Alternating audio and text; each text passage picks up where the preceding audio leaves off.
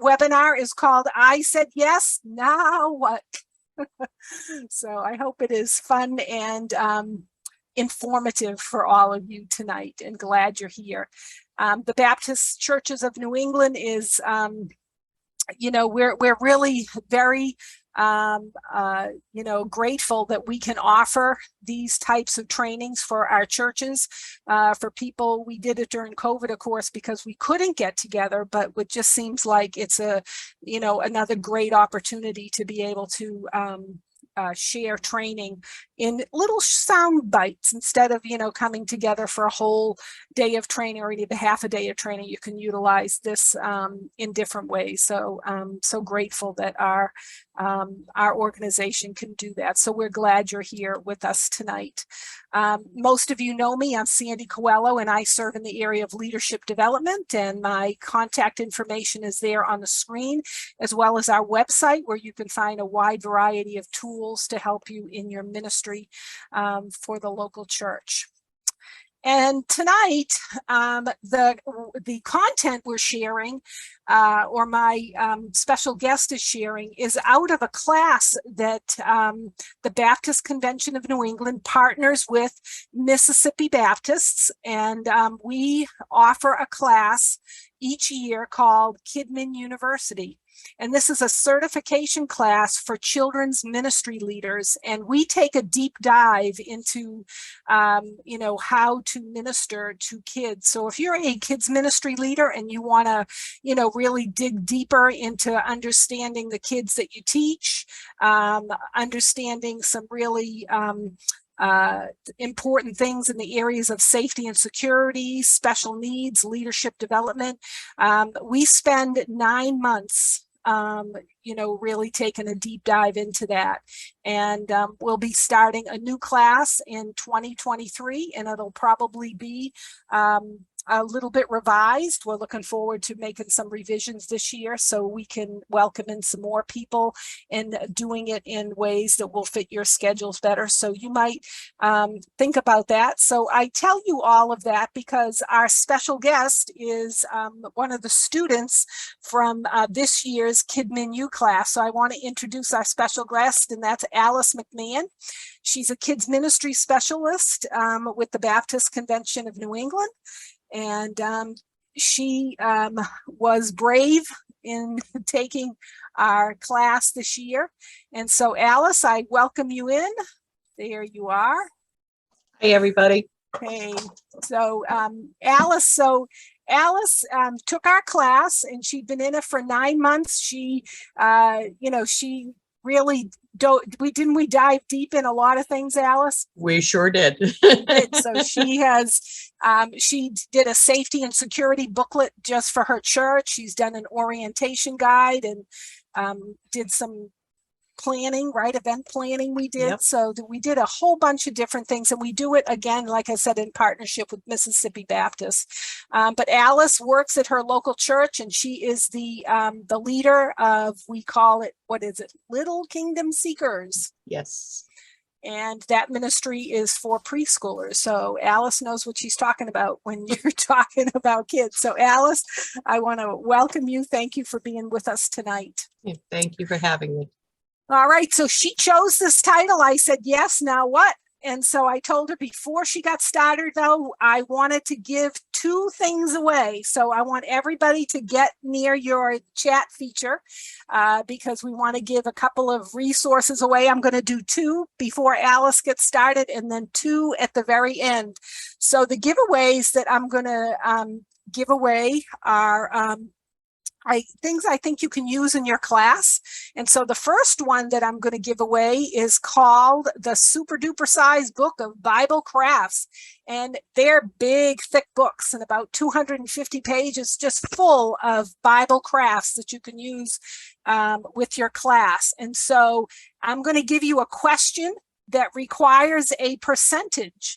And so I want you to write in the chat what percentage that you think is the answer to this statement. So here is the first one. We'll try it out. Alice is going to help me by watching the chat feature for me. So the question is this: What percentage of households are headed by single parents? So what percentage of households are headed by single parents? So write that in the chat. And the first person to get the answer closest without going over and not using Google. So this is, you have to answer this without using any outside help at all. So what percentage of households do you think are headed by single parents? All right, we got some answers here. Boy, we got them all over the place. We do. All right, keep them coming.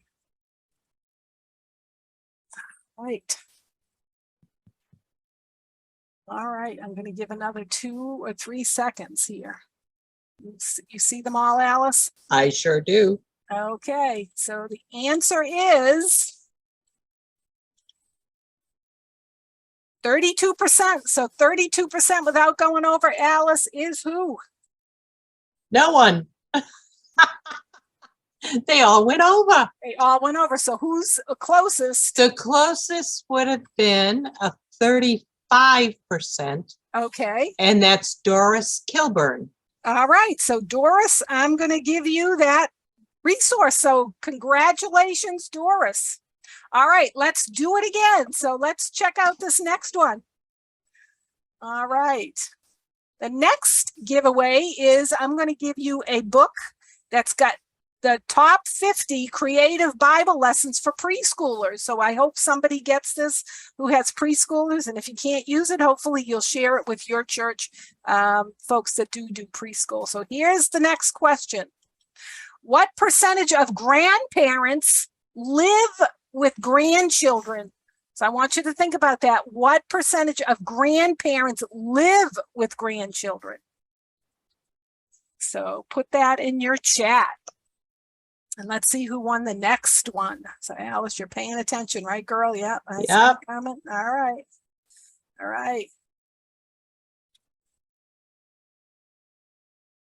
Okay. You guys are all over the place. That's They good. sure are. That's good. All right. All right. We ready? Yep. I think we is. All right. And the answer is 35%. So this is the percentage of grandparents that live with grandchildren, not that they're taking care of them all by themselves, but that they live with their grandchildren. And 35% of grandparents live with their grandchildren. So, whoa. And I'm not one of them. Our closest is 23%. Okay. And that was Ellen Curtis. All right, Ellen. Very good. All right. Congratulations. All right. No worries, because you're going to get another opportunity at the end. So stick with Alice and you'll be good to go. So Alice, I am going to stop my share and I'm going to let you have it. And then I'm going to disappear so you can start teaching. And remember, you can use your chat feature if you have any questions. Okay, Alice, we'll try to stump you as we go along. Okay. I hope so. And I see your other teachers on. So Angie did make it. Good, Yay. Angie. So glad you're with us. All right, I'll disappear. Well, thank you all for coming tonight. And this is a very special topic to me because I found myself in the same position. I was approached by a leader of the church and asked to lead a ministry in a small group. And I prayed about it. And then I went back and I said to the leader, yes, I will do that. But then I had what my kids would tell me would be white coat syndromes. And they would come in and find me talking to myself, having one-sided conversations. What was I thinking? I don't know the first thing about preschoolers or teenagers, or I don't even know where to begin to do this. And, you know, I'm sure there's many out there in the audience that can relate to this too. So what is next once we've said yes? So the very first part of it is choosing the right curriculum. Whether you're using something by Lifeway or it's a curriculum you've written of your own. you really want to make sure that you have everything that you had for that material. So what I like to do is I like to take my packet, and inside the packets you see there's this little card, and it lists all of the items that are in the kit. So of course, I'm the type that I don't want to come up with any surprises when I'm doing my classes. So I go through and I check mark everything to make sure, do I have all of my components for this curriculum? And, you know, I try to do that as early as I can, because then that allows me to get in touch with Lifeway or wherever I've gotten the material and say, hey, I'm using such and such a curriculum and I'm missing a piece, so that they can help us. So the next one is, the next good rule of thumb is your Bible study, the first step. You want to review your lesson. I like to start reviewing and planning my lesson on a Sunday night. I may have taught that lesson already this week. You know, I've done this week and now I'm up to my next week. And rather than waiting to the last minute and having interruptions happen and everything, I like to get started right away. And, you know, some of the things you can do with that is, you know, start early in the week, like I say. Invite your helpers or your volunteers that are in the room with you to join you. You know, you could both divvy it up and say, okay, I'm going to do this part of the lesson. How about you do this part of the lesson? But you want to review the story. You want to be able to know what that Bible story is all about. So you want to read. Read the lesson, do an inductive Bible study. Jot down questions you might have as you're, you know, looking through the material, and maybe a question comes up that you don't quite know the answer to. So jot those questions down. And my big point to you right now would be that you can never start your review too early. There's no such thing as it being too early. A good rule of thumb is to have some handy tools. And as you can see on this slide, I've listed some handy tools to have on hand. You could have different Bible translations. I have my own personal Bible that I use, and this happens to be the Holman Christian Verse. I have my kiddos book. I have my kids' Bible study, their Bible, and that too it's a children's illustrated book, and it's in the contemporary English version. And, you know, I try to use as many translations as I can, just so I get a good idea about what is it this lesson is all about. So there's some suggestions there for you. Another good thing to have is a Bible dictionary. This one is entitled the NIV Compact Dictionary of the Bible. That can help you to be able to look up words that you don't understand, or maybe even give you a better understanding into some of the characters that we run into in our Bible stories. So now you can see there's some other lists there. We have the Zodervan Illustrated, Vine's Complete, Holman's. So, and then another one my husband always swore by was he loved maps, and he loved to use the Bible Atlas because he wanted to find out where exactly is this place that they're talking about. Where in the map can I find this? What, you know, what other cities and towns and, you know, little nooks and crannies are they near? So as you can see, I gave you some other ideas of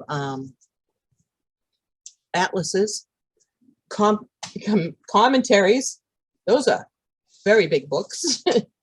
And I have this one here. It's the Zodervan Exhaustive Concordance.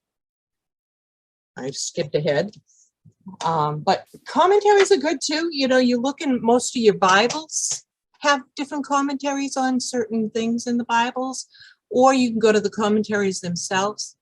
A lot of your Sunday school material, depending on what age group you're talking at, they have commentaries that accompany the material, so you can get a better knowledge of what is it I'm teaching? What is it that they're really saying to me?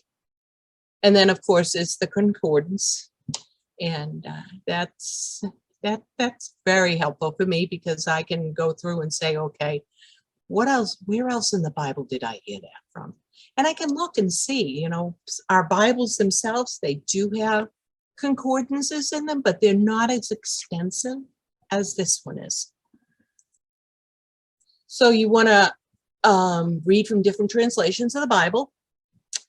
And as on your listening sheet, it says a clever idea. How about making a list of Bible translations or maybe tools that you'd like to share with your family and friends? Birthdays are come up. Christmas is coming. It's a great way to turn around and say, hey, what can I get you for Christmas? I'd like one of these. And, you know, you could share it with your family. Prayer. Can't say enough about not having prayer. You want to be able to pray for your class. You want to be able to pray for God to open your eyes and your helpers' eyes, to be able to see what it is that he wants you to be able to teach these youth, children. I always say most of my classes is going to be about preschoolers because, as Sandy said, that's what I do. I do preschool, and that's how I'm going to be doing a lot of it. Pray for yourself and for your helpers. You know, we all need to be covered in prayer. We need to be able to say, hey, I'm struggling. I need help with this. I need help with that. Help me get through the lesson this week, you know, whatever it might be. So, brings up a question. You want to look up the definitions of words, as I said. I'm just filling in some of your blanks there. Search for a location on a map. And then some of the helpful resources to have, we said, was a Bible dictionary, a Bible atlas, Bible encyclopedia wouldn't hurt, commentaries, Bible handbooks, a change reference Bible would even be helpful. And as a last resort, if you can't find an answer or there's a question that's puzzling you about your lesson and your material, consult your pastor. Yeah, you know, or a fellow teacher or a fellow Christian. They'd be more than glad to come alongside and help you, you know, get a better understanding of what's going on there. So as we said, you're going to pray for your class. You're going to pray for God to open your eyes to the truths that he would want you to share. And you want to pray for yourself and your other helpers or volunteers to be open to changes. During that prayer time, or even during your review time of your lesson, you may have what I call as aha moments. Aha, I didn't know that. You know, I'm going to write down that thought and I'm going to pray about it. Why did God bring that up for me to include in this lesson? A lot of times it's maybe just a little twinkling of, this is a definition of a word. Well, I don't quite understand what that word means. So I'm going to jot that down. And after I get through with my lesson and I'm prayer time, I'm going to pray for God to tell me, why is it that you want me to know that word? What is it that I'm supposed to share about that? So another big thing when planning, you want to know and be prepared. What supplies do I need for my lesson today? It could be your arts and crafts supplies. And of course, you want to have all of these laid out and ready to grab, especially if you're in a preschool or young kids at age, they love to catch us off guard, and boy, can they have fun with that if they can watch. Are a good thing to have. You could do giant puzzles and books, because we all know, you know, the attention span of a preschooler and a child is 1 minute for every year. Yeah, for every year of their age, it's 1 minute. So if you're dealing with a 3-year-old, you've only got their attention for 3 minutes, and that's not going to be a long time for us. And we know that. You know, here's some like tiles. Do we want to make scrap papers and pictures and make mats and things from scrap paper?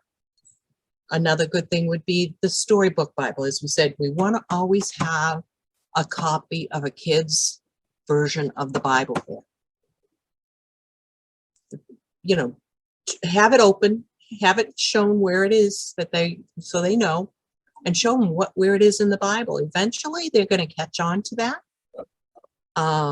Expo markers and a whiteboard. Another good thing to have. Bean bags, and I do have a little suggestion later in the class.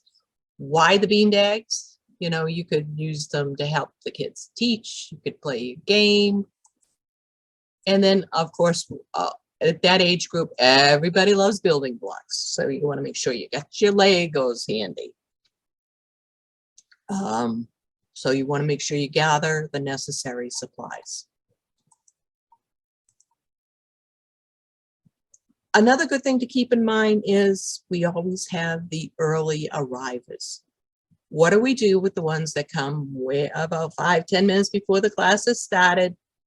And we want to keep them occupied while we're finishing up or while we're waiting to get the class started. So an example of a early arriver activity could be a prayer wall, where you would put little Post-it notes, let the kids write their prayer request on Post-it notes and put them up on the wall so that they see them throughout the day. And then, you know, they come back next week and say, hey, I remember I prayed about that. And you know what? This is what God did. Or you can ask the kids, what did God do? How did you figure out the answer to your prayer request? Did you answer it? Another thing is a good idea is the whiteboard and the markers, as I had said, put that up and let the kiddos draw a God sighting wall. Where do they see God in their world? Where do they see God working? They could draw pictures about it and be able to share, and they could share that with their parents when their parents come pick them up. Hey, mommy, this is where I saw God this week.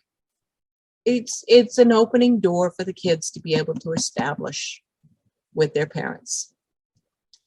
So what would a typical classroom look like?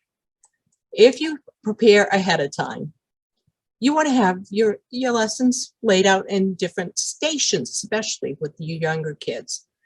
This particular example, I took some pictures of Sandy's class setup. And this here is the children's story for the day. And one of the activities they had to do was to do like a photo op and hold these little props up and take pictures and act like this and act like that. Or you're a queen. How would a queen walk? So that was something that you want to have. Certainly Bible study, they could sit on the floor very easily. We have this big carpet in our room. It's in the shape of the world, and that's where we sit with our kiddos to have Bible study. You know, they can't sit still for long, so I really don't want them in the chairs, falling off the chairs.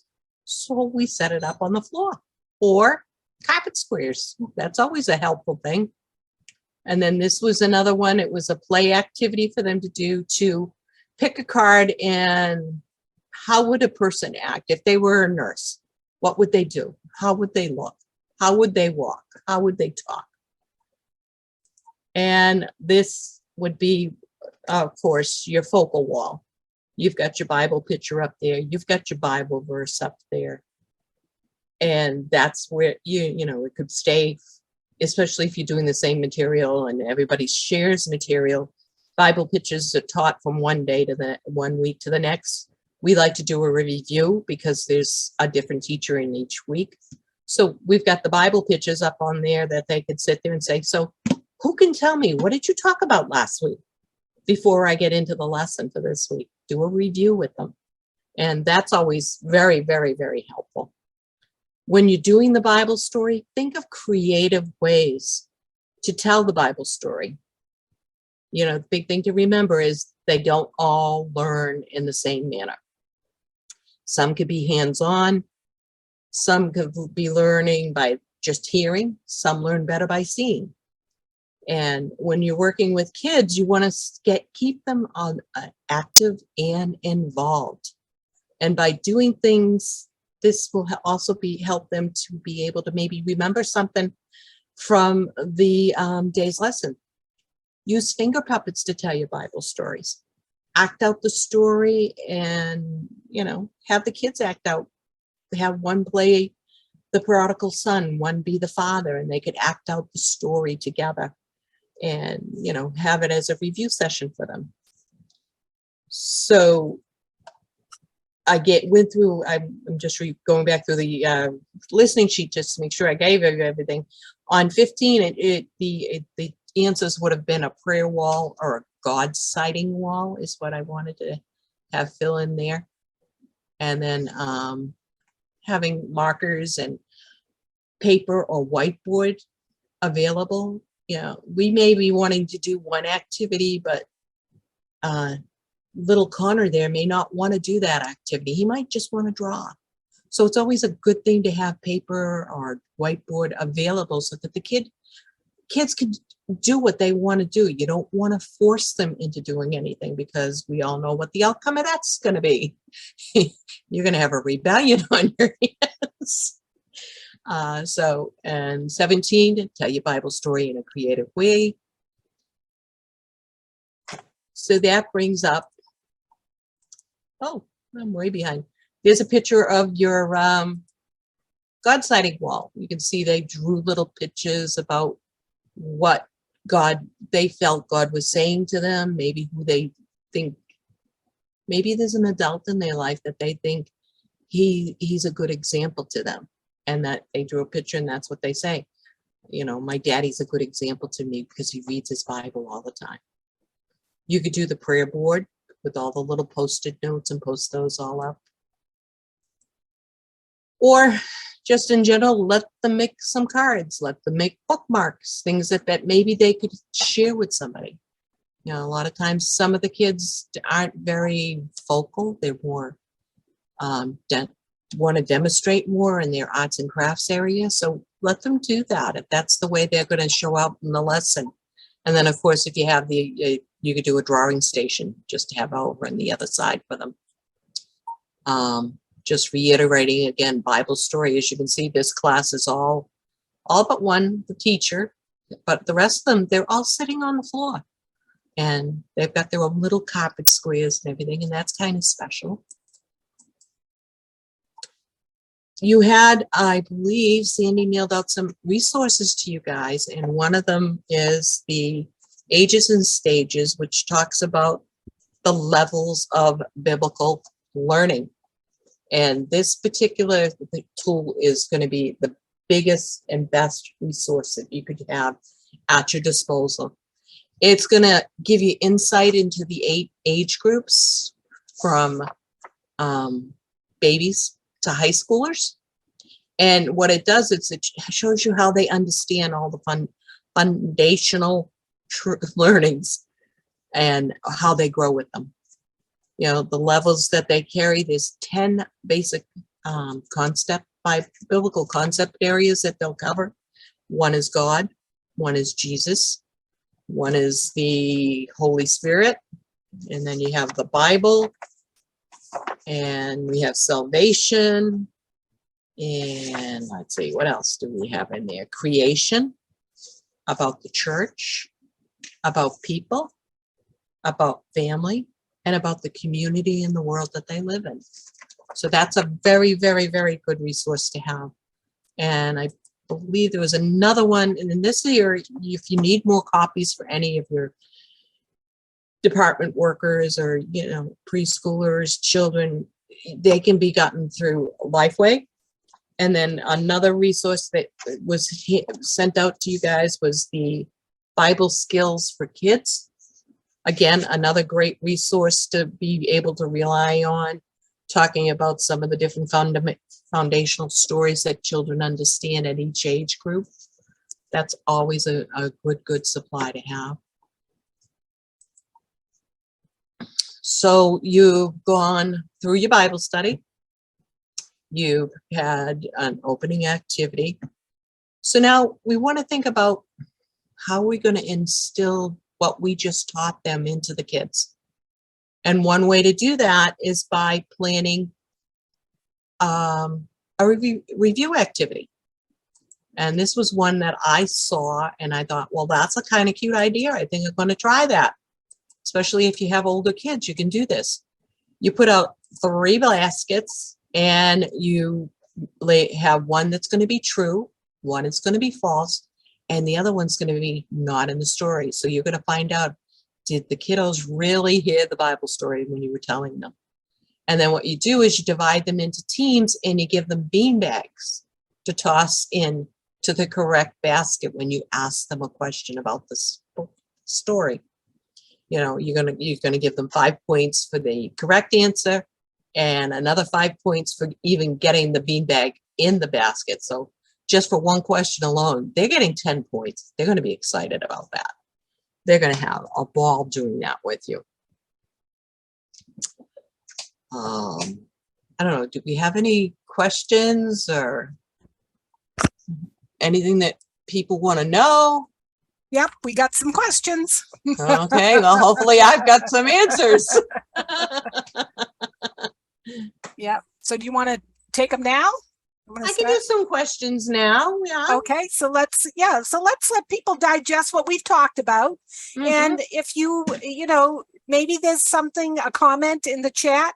And actually, Kevin had a great, and I want to make sure I copy and paste that, because when you were talking about you know, some of the resource items that you use, he shared that there's an online source that you can get the stuff, I think for free, right, Kevin? I mean, correct me if I'm wrong, but esword.net might be a good place for people to go for some of those resources. I'm assuming you were thinking the maps and concordances and stuff like that. Yep, Kevin says all free. All free. That's awesome. So that's great. So if you can think of anything like that, please put that stuff in the chat, because that's helpful.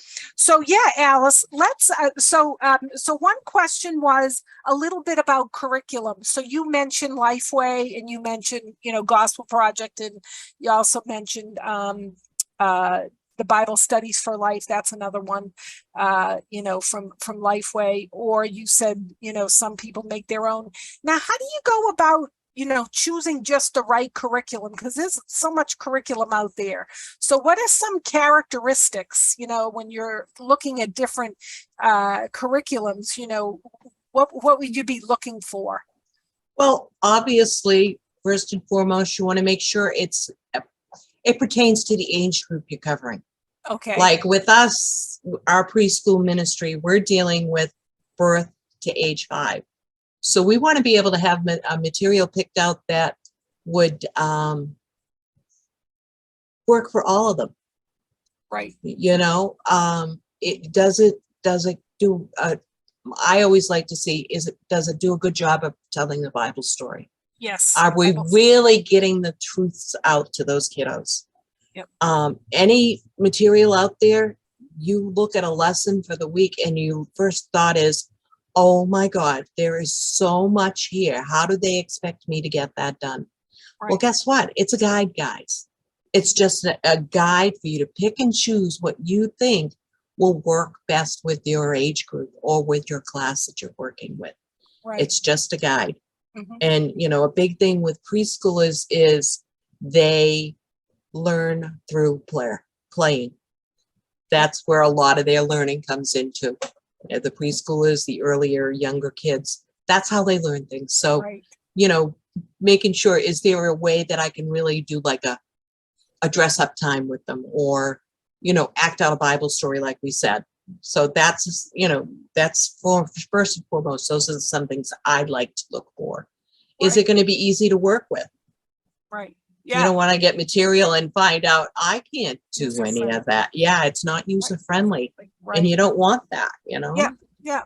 And you don't want it too simplified, you know, and that's something else, you know, and I think you alluded to this. I would certainly look for curriculum that is very evangelistic, because, you know, one of the things that, you know, especially with kids material, you want to have every opportunity to share the gospel with the children as you can. And I do think that there is material out there that is more evangelistic than others. And so I think that when I'm looking for curriculum, I think it's important. Now, Maggie mentioned, she's got age 7 to 11. And the Lifeway material, I have to say, it does a really good job when it comes to spanning the age groups. Right. And even now, I just used some curriculum a couple of weeks ago from Lifeway, and it's the Bible Studies for Life for kids. And I liked it. I really liked it because it had grades 1 to 3 on one page, grades 4 to 6 on the other page. And then I was able to pick and choose the activities that I felt would work best for my class. The other thing that I do like about Lifeway material is the fact that stuff that you talked about, Alice, the biblical foundations, Right. that we sent to anybody that registered today, you'll get them. I'll be sending them on Thursday, but everybody else I sent them either late last week or yesterday, so you should be getting them. But those books are really great, because when Lifeway does their curriculum, actually on the first page of every single week, they tell you which Bible concept, which concept they're going for, whether it's God or Jesus, the community, salvation, discipleship, whatever it is that they're, focusing on. And I think that's really helpful as a teacher to know that type of stuff. So I think that, you really need to be very wise when you're looking at curriculum nowadays, because again, you want to make sure that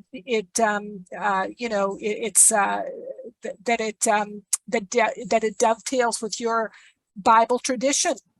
Because there's thousands of curriculums out there.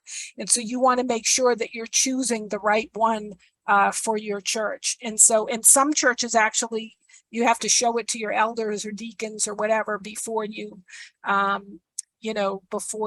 utilize it. So that's always a good safeguard. But if you don't have to, I'd be very careful which curriculum that you do choose, because there's a lot of curriculum out there that might look good, but as you delve deeper, it may not be sending the messages that you want. So just be careful of that. Right. So that was good. I loved what you said about now, you can't start the lesson too early. And of course, all that preparation that you do is for you. That's right. The preparation is for you, because as the teacher, we need to be teaching out of our overflow. Don't you think? I think it's an important thing, the distinction that, you may think, well, what do I need a Bible atlas, a concordance, all that? Well, your preschooler might not be asking you, all the biblical hard truths, but you know what? You need to get fed too. And so you need to do that preparation. And I think that's important, to underscore that. So that's good. And then, I think you mentioned it about the review, Yes. having a couple of, review options. And then the other thing I would say is there may be some people on the webinar tonight that, we're very fortunate at our church that we have a dedicated room for preschool. But there are a lot of churches that don't have dedicated rooms. So, what suggestions do you have for them? Wow. that's tough. It is, because in a particular setting with the preschoolers, there's so much that with kids you might not need to think a lot about, as far as the safety and the security and safeguarding the kiddos. As much in the preschooler, it's more involved. So I would say, if you have to share the room with another group, I would make sure you're, of course, have a good friendship and can really communicate and get along with each other. But being able to say, hey, this is exclusively for the preschoolers. Right. Can we just not be giving it away or using it and stuff like that? It is very, very hard if you do have to share the room with someone else. And I Right. know, like you say, we are blessed to be able to have that one little preschooler's room, and they know that that's their room, and they take ownership of it. Yeah. And that, they have that pride about, I've got my own little room to go to on a Sunday. That's right. So, But you can also talk to your church about, so just some things I thought about is, asking your church if, if you could have a dedicated closet that can be locked up. Maybe it's not inside the room. And I've seen churches do this pretty effectively. They have them outside into different areas, and there is, supplies and things that they can lock up that, is just for their ministry. The thing I do is, I only do it every 6 weeks. So I have my own tote that I bring with me, yes. and I bring everything. I mean, even though Alice has got it pretty well stocked there, I mean, I have my own puzzles that I bring my own, I bring my own snacks. I bring my own craft supplies. I mean, I bring everything. And so if you don't have the luxury of having a room, like we do, you might want to think about, what is that tote? What are those, what are those supplies, that I use all the time, and begin to stock up those and things like that. So, others might have other suggestions. Doris says in our church, we had no room, so we put up divided panels. So that's another a good thing, put those in a corner, and then when the room, then, when it's time, you can divide them. Absolutely. Things like that is very important, so she said they did an investment. Now you have, but that's okay. But there are people on here that may be in that place where they're renting space. And if you're renting space, you have to bring everything with you. And so, and again, I know people that are so organized that they have totes just for their preschool room. And every week they bring all their totes in just for preschool.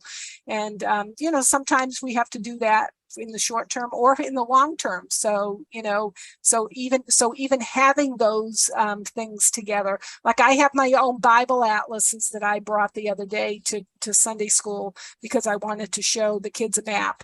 And again, I'm working with preschoolers, but preschoolers are very visual. And so I want to do everything I can to engage them. So I like to open the map, and it was very colorful. And so anything you can do, to engage the kids is a good thing, is an absolutely good thing. So anyway, good points there, Alice. Thanks. Yeah. I'll disappear. Oh, okay. So we've done our review activity. Another example of a good review activity is you could maybe make a copy of the teaching picture and then cut that picture up into different size puzzle pieces, and then encourage the kids to put the puzzle together, to put that picture together, or do like cards that have sequences about the story, what happened. The baby Jesus was born, and there was the shepherds and this and that, and then have them put the story together as in their remembrance of how did that story happen? How did it all come about? Those are always good for the kids because they go out of there remembering a lot of that, and they will share it with their family and friends. Coloring sheets. Kids love to color. You know what? And I think secretly there are some adults there that like to color too. So I wouldn't be surprised if you offered an adult a coloring sheet after a lesson, they would do it. Maybe do a competition. So you've done your lesson, you prepared, you've done the lesson, you've done your review activity. So in your mind, you're thinking, I'm done. Guess what? You're not. It's very, very, very important to do follow-up with your class. You have a kiddo or a child or a parent or whatever. They haven't come to the class. You missed them that week. Let them know. Send them the kids page. Send it out to them. Or if they haven't been there in a while, reach out to them. Let them know. These days and age, we have ways by text, we can email the parents, but just dropping a little quick email to say, hey, noticed you haven't been here for a couple of weeks, just wanted to check in with you to see How is everything? Is there anything that we can do to help you? So following up is very, very good. This one here was, I think it's an idea that they had was, we hope your first day was wonderful for you and that we love them. They need to know that they are loved and they are wanted. And parents are going to hear that. Kids are going to feel loved and wanted. Teenagers are going to want to come back. Even, the adults, they could be having a down day and they went to a Sunday school class and you sent them a little postcard. I always say there's one woman in our church that she has a sixth sense, and I know it's God doing it, but she always knows when I need to receive a card in the mail. And I could be having a down day and go get the mail, and lo and behold, there's a card from me from Eileen. And I'm like, that's great. So after you've done your follow-up and everything, you're going to get ready to start planning for your next week. You want to do a review. Critique yourself. How did my Sunday school class go today? Was I prepared for my early arrivals? Did you speak with each of the parents, especially in the preschool and youth area and children area? Did you make it a point to speak to the parents and say, hey, I'm glad they came. This is what they learned today. Maybe discuss if they were having little issues. Or I know with my preschool ministry, I have what we call a communication log. And I encourage my parents to share with my teachers and leaders if there's something we need to know that went on this week with the kiddo that the kid might have a problem. They might be having an attitude. Maybe they're not dealing with something right. Is there something we can pray for them for? So I want to make it a point to try to speak to each of the parents to find out how's things going. Is there something that we as a class or as a church can do to help you? Especially if they're trying to work with being discipling their kids. What can we do to give you a hand? Especially if they're new. Did you make the class interesting and fun? That's always a good point. You have kids walking out the door saying, I don't want to ever go back. Oh boy, did I not make that fun for them. And, were there things I could have done differently? I encourage my preschool workers to let me know. If there's something I've said, this is what we're going to do as far as procedures. And I have come up front to them and said, if it's something I've asked you to do and it's not working, please let me know. Because it's not just my ministry, it's their ministry too. So I want to make it so that they can feel comfortable. Did we have any obstacles? No, making note of that. I always want to make sure my other teachers know if there's something going on with the kiddo. So we have that communication log for them. And I do try to make it a point that if something happened the week before, when I'm teaching, I like to go to the teacher that's there the next week and say, just to let you know, this was a concern that I have, and let them know.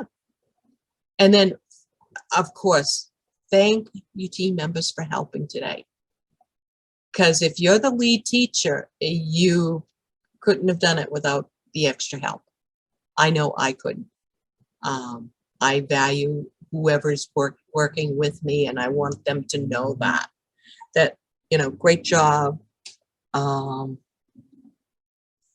What can I do is there anything that I can pray for you about? Just little things, just critiquing ourselves is going to be very, very helpful. And it's going to make you a stronger teacher because you're going to be able to say, okay, well, I didn't like how that went today. Well, how can I do that better? Being able to really critique yourself is going to be part of it. And my biggest thing would be, the last thing is to pray.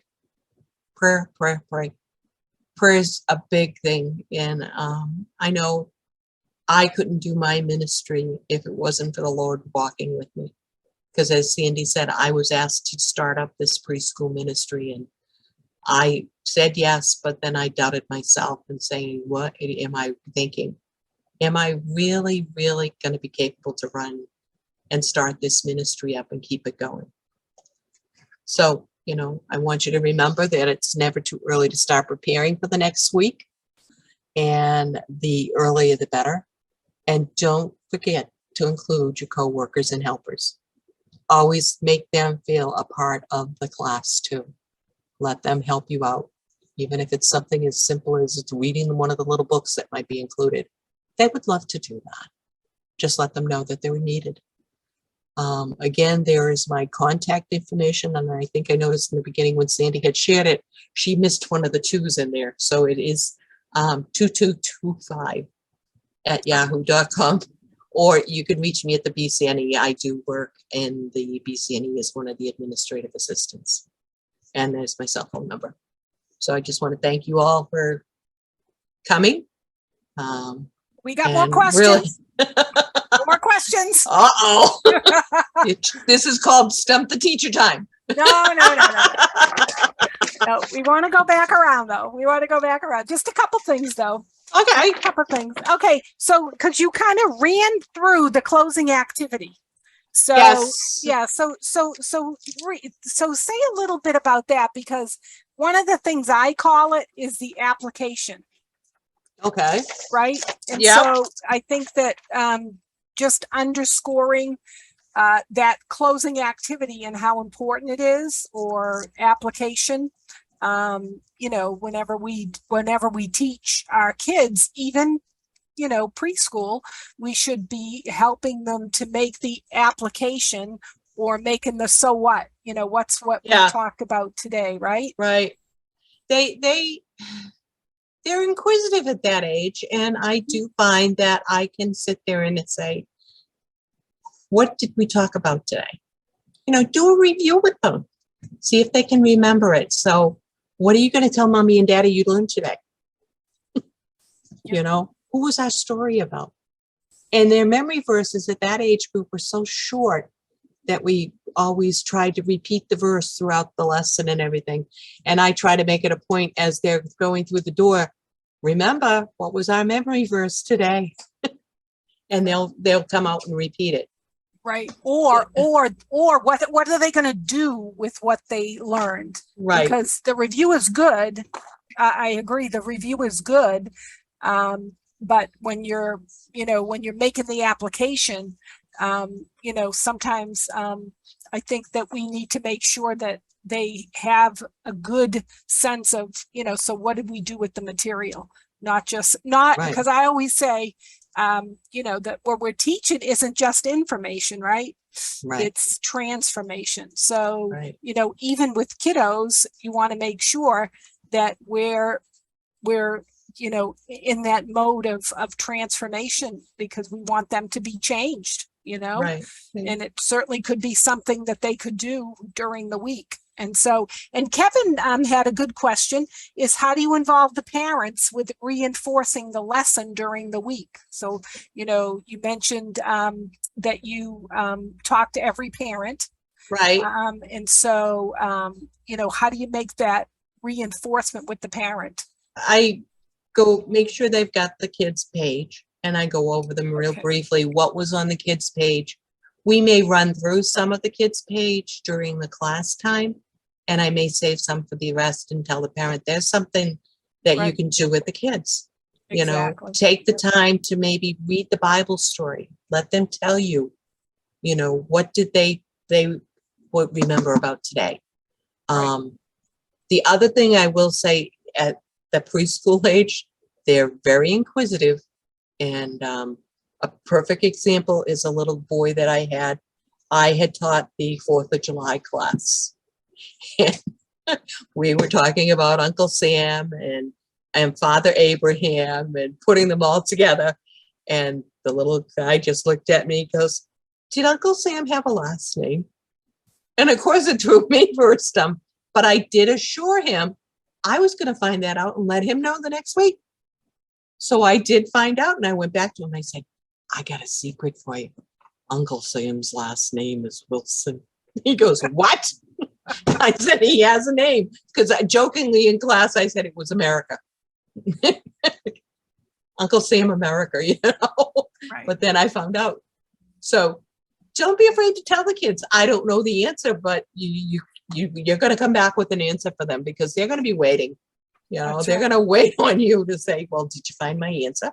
Yep. Do you know the answer I want? Mhm. But, you know, let the parent know. Like I told the parent, I said, your son wants to know if Uncle Sam has a last name. So I said, that may be something you might want to discuss with them just to figure it out together. And I said, you know, and I said, we did discuss how we had Father Abraham and then we have Uncle Sam, who's the father of our country. So, you know, just pointing things out and letting the parents know what was some of the things we talked about. Yeah, yeah. I think that's so important. And I think it goes back to when you're choosing your curriculum too, Kevin. When you're choosing your curriculum, I would make sure that whatever you choose has a good connection for parents.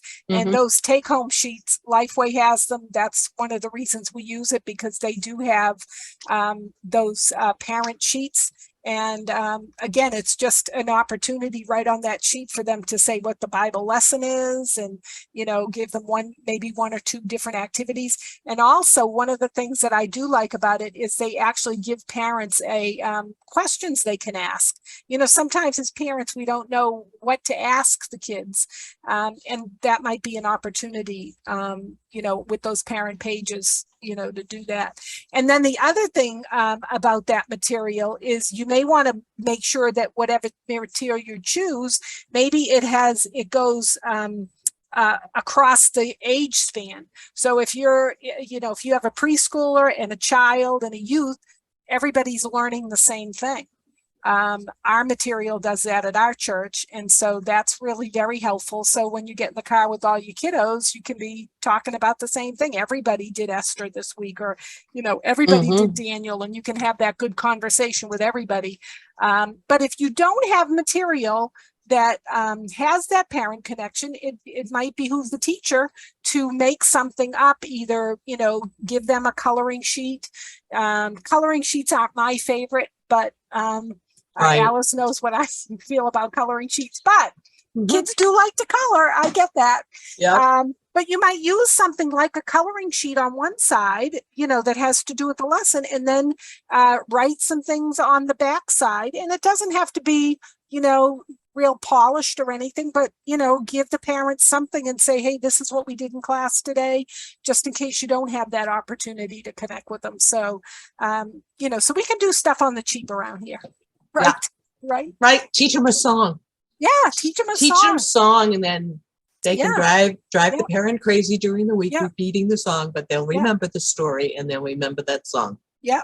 And Alice is absolutely right. Get your other helpers involved. You know, you don't have to be the only one doing the follow-up. Maybe you've got somebody in your, helper group that loves to do cards. You know, get them all the birthdays of all your kids and let them be the one to send the cards out. There's always ways to involve other people, even people outside of your Sunday school class. Get them involved too, to be praying for your kids and all of that. It doesn't have to be just us as a teacher, you know, sometimes. So